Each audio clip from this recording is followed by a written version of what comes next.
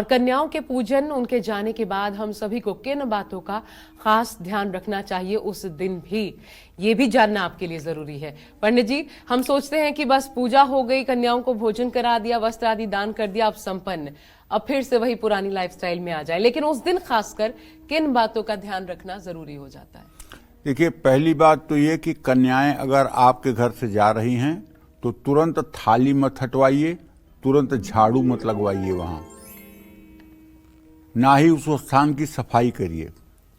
कन्याओं के घर से जाने के कुछ देर बाद, कम से कम 48 मिनट बाद, जमीन पर गिरा हुआ भोग जो है उसको झाड़ू से बिल्कुल ना उठाएं, उसे एक कपड़े से उस स्थान की सफाई करें।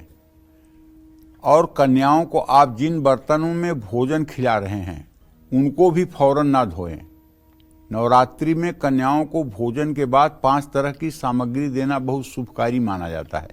इन 5 चीज़ों में आप अपनी क्षमता अनुसार कोई भी सामान दे सकते हैं, लेकिन ये ध्यान रखिएगा, कन्याओं के निकलते ही घर से न तो आपको झाड़ू लगाना चाहिए, ना ही आपको उस स्थान की सफाई करना चाहिए जहां कन्याओं ने बैठ करके प्रसाद पाया है, या न ही उन थालियों को फटाफट धोने की व्यवस्था या पत्तल को डस्टबिन में डालने की व्यवस्था करनी चाहिए।